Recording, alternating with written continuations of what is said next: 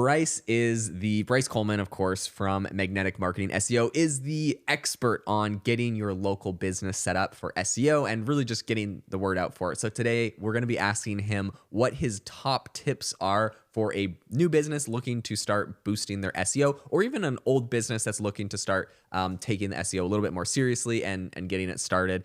Bryce, what is the number one thing that a business needs to do if they want to start ranking? Let's say they've been around a couple months and they got a few reviews on Google. They got a website that maybe ranks for just like if you search the name of their company or whatever, but that's about it. What's the number one thing they should be doing to get more leads?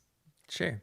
Yeah, I mean, there's a lot. We have a whole checklist of audit and onboarding that we do for SEO clients. Pretty much we just go through that. And the first step is to make sure that the GMB is fully optimized. I think that's the number one thing. I've mentioned that in other podcasts, but doing the on-page SEO for the GMB, making sure it's fully filled out and set up, and then making sure that the on-page SEO is done for the website, making sure that you have a page for every single one of your services. A lot of people just want to have all of their services just on their homepage. Okay. But you really need to, in order to rank better in Google, you want to have a page for every single location that you're servicing, and for every single service that you service. So like, if you're a podcast studio and you offer 3 different services and you operate in 8 different cities, you want to multiply that 3 times 8, 24. You want 24 different location specific pages. And that's the easiest way to get organic traffic from long tail keywords. If someone searches for Podcast Studio Mesa, your local landing page is going to show up because not very many other people are making those type of pages. Interesting. Okay, so let's say, my podcast studio, I want to start ranking beyond just like, if someone searches for like, let's say I got a page for like podcast studio in Mesa and maybe some like other cities adjacent that like can drive traffic to it. What are some other things? Like, do I want to say like blogs and like that kind of content? Like what should people be thinking about like creating as far as like blog content to draw people in? Is it just blogs that are kind of like that, or? Yeah, exactly. So there's different strategies along with blogging. There was a really good book I was listening to. It's called They Ask, You Answer, I think is the name of it. But it goes into the philosophy behind what you should be posting on your website and what you should do for blogs. And I really agree with what he was sharing. He encourages people to write down all the questions that you've ever answered about your business in your entire life. Okay. Think for an hour and write down every single potential question. Yeah. Or you can also have AI help brainstorm some questions that people, common questions that people might ask a podcast studio or a roofing contractor or whatever. Yeah. And then make an article for every single one of those questions. Interesting. And those long tail keywords rank really well, especially if they're city specific, because no one else has a long tail keyword city specific blog just for that. So that's really good. The other thing is you want to kind of group them. You can use AI tools. ChatGPT has a plugin for topical maps is the word. So you just search ChatGPT topical map. And then you put in a keyword. So you say Podcast Studio Mesa, and then it will generate all the subtopics that you should talk about and how to link them together. So you'll want to make blogs for every single one of those topics, interlink them, link them, reference each other, and then have them all linked to that main service page. And that's kind of how you boost authority and make relevant content about that one page. So you have all of the blogs should have links to each other and that main service page. Okay. Here's a question that I'd be curious of. My background, I've done a bunch of software companies where they essentially the target audience is like the world or the whole country or whatever. Sure. And so then my goal is to like rank for a relevant keyword around that, but doesn't really matter geolocation. When you start doing local, like for example, this podcast studio that I've now opened up, like I would love for someone on Google that's like nearby that's searching for like how to record a podcast or something like that to find me. Is there any way to create content for that person? Like I'm assuming you're not going to say how to start a podcast studio in Mesa because maybe that's too specific, or like how do you grab like the general query of a person that's local and send them to you? Sure. Yeah. I mean, the strategy is basically the same as you talked about, where you don't necessarily have to do in Mesa for every single keyword for blogs like that. Blogging, a lot of times you're going to do, national keywords, just really long tail keywords. And the other thing, in my opinion, for those really long tail questions, the best way to do it is with video content. Okay. YouTube is owned by Google, and YouTube videos rank almost instantly. A big hack for SEOs, and what I use YouTube a ton. I make all my blogs into YouTube videos, and then I put different links in the description to index those. And there's tons of different ways you can use YouTube, but one of the easiest things to do is make a YouTube video for every single keyword you're trying to rank for. That's really long tail, and it will rank instantly nearly, as long as it's gotten a couple, as long as it's set up properly with the keyword in the title, mentioned in the description, it's in a playlist that has, a keyword based, it'll always rank. So does this work too if you have, like, let's say a brand new YouTube channel with like no subscribers? Yeah, I've made probably 1,000 YouTube channels, and none of them have subscribers. They're all just like AI generated YouTube videos, and they work wonders. And Really? just I would also encourage people to embed add the GMB link in the YouTube description as well, and because that also actually benefits the GMB rankings as well. To put the link in the YouTube videos. Yeah, in the description. Does backlinking to Google Business listings? It helps a lot. And so there's a lot of different ways to do it. The way I primarily backlink to Google Business listings is through a link called the CID link. Okay. And so I can record a tutorial and link it in the description of the podcast on how to find the CID link and how to actually add keywords into the CID link to rank for very specific terms. CID links is such a cool hack. I've been doing this for about 2 years now, and it's changed a little bit, but pretty much the concept is still the same. You can get to the CID link, and the CID link shows Google what the person searched for and where they're located at in the actual URL. Oh, interesting. The geotag, the coordinates are in there, the longitude and latitude, and the keyword. And so you can change that. You can change the keyword to whatever you want and change the longitude and latitude to wherever you want. And you can link to those and send traffic like bots, or you could just click on it yourself from mobile phones without internet. And that is telling Google that people are searching for it and clicking through to the GMB.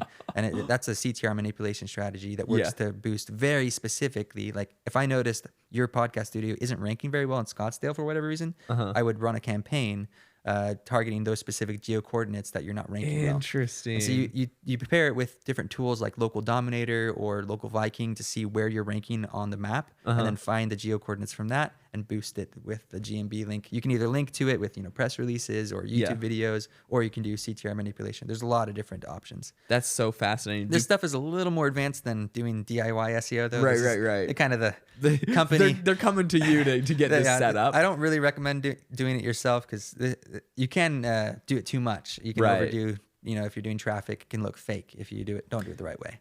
Do newsletter or if you're doing a press release, there's a bunch of sites that help with press releases. Do those backlinks work? Sort of. So in the sense of being a good signal to Google about your company, it works great. Okay. It boosts the GMB more than I expected it to. Okay. And so I do. Does it boost websites? Sort of. It's helpful in getting knowledge panel. So like if you don't have the knowledge panel about your company, doing branded press releases is amazing. That's the number one thing you should do. And just getting more brand authority. It's not as strong of a backlink as people think. They'll think like, oh, this press release gave me 300 links, and like if you bought 300 guest posts, that'd be like $3,000. Right. And so like, wow, it's worth so much money. Like, no, it's not. It's like a lot of those press releases are purposely de-indexed, right? Because Google doesn't want duplicate content, right. And so it's not actually that as powerful as some people claim. Okay. And also, press release links are almost always temporary. They disappear after 2 to 3 months. Yeah. And so it's not the end all be all to linking. Okay. It does have its place in local campaigns. I actually have a partnership with a press company. Okay. So I got a really good deal for my clients. We do monthly press releases just to always have fresh links and talk about different things. And we have our own strategy to link to different location pages every month.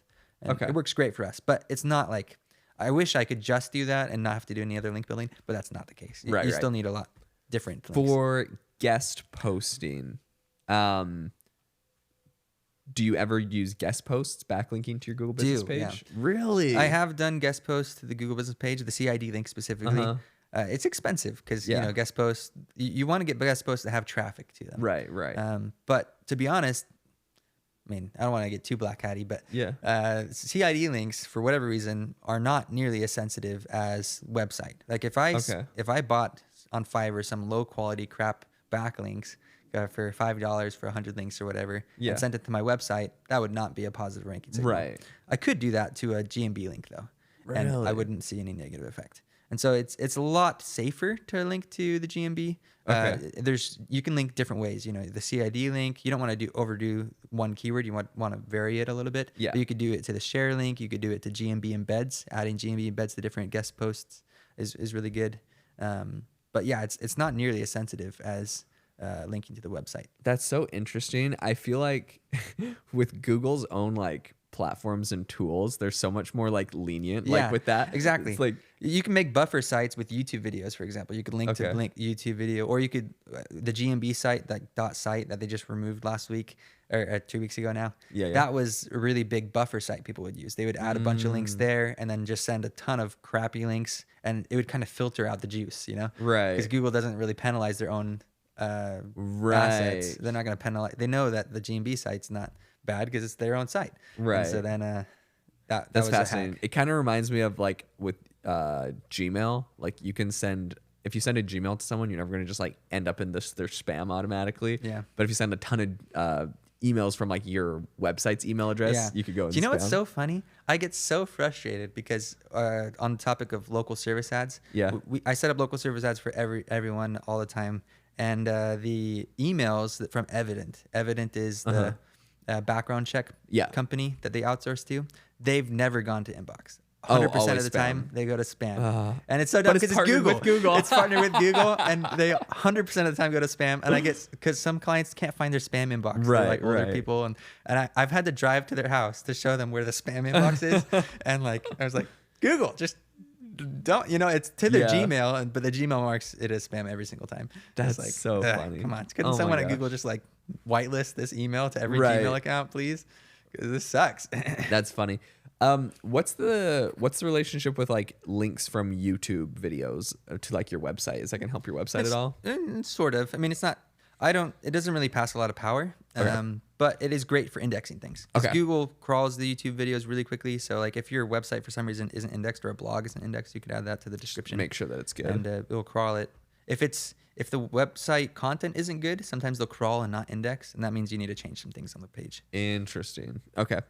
How many, like, let's say you're a local service business, how many blog posts is there a number of blog posts you need out to start ranking like locally, or is there a number that you should be creating on a regular basis? What's the cadence of the content for that? Not really. I mean, every industry is a little bit different. I feel like blogs are slightly overrated now. AI has made them so easy to do. Right. Content is not getting indexed. And so some people are still generating, bulk blogs, 1,000 blogs a month. It's way overkill. Okay. For our clients, we do between 5 and 10 a month usually. Okay.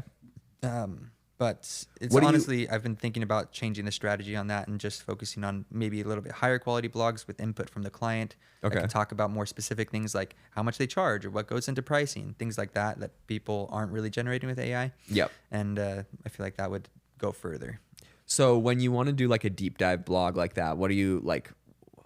What's your goal? I mean, like the goal is to not make this seem like an easy AI generated thing. So you have the custom stuff. Do you want this thing to be like 10,000 words? Is there any no? I mean, so there's different levels of a deep dive blog. You know, like an easy deep dive blog with AI would be you feed the AI 5 other ranking blogs and tell them to summarize them all and write a new blog. And then you ask the AI to generate, tables about it and then add YouTube video links and relevant articles. That's, in my opinion, that's how we do blogs currently. Okay. But if I want like a better article than that, the next step up would be to get actual expert input on the article. So you could start with a blog like that, and then you could go to the client and have a consultation with them and say, hey, could you give us some information about this? And he'll tell you, and then you'll write it up about, like how a pool company might price a pool, because what goes into that? What's the difference between silicone pool and a concrete pool?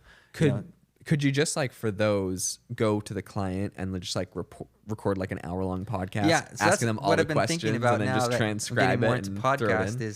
is getting each client to like just give us a ton of brain dump all the information and then have a VA sort through it and make articles out of it. Right. And that's like high quality stuff that like the AI can't do. You're not going to find it other places. I feel like that could be like really valuable. Really valuable. Yeah. It's almost like the easier it is to create. And then you can cut the podcast into sections along with the blog, embed it in, and add, you know, a YouTube Oh my video gosh. as it. And so Yeah. that'd be really powerful strategy. So at the end of the day, the podcast is the Podcast is the golden key. ticket. Yeah. That's amazing. Podcast creates backlinks. It creates YouTube videos. It creates easy ways to make social media, you know, Clips. stuff. It's Clips. true. Yeah. Podcast is like, I feel like it's going to become a way more important. It's the part. medium that can feed into everything. Everything. Okay. Well, you heard it here first. You also need a podcast apparently for your referring a lot of people to you to do podcasts. Amazing. Well, thanks so much for sharing the tips. This is phenomenal.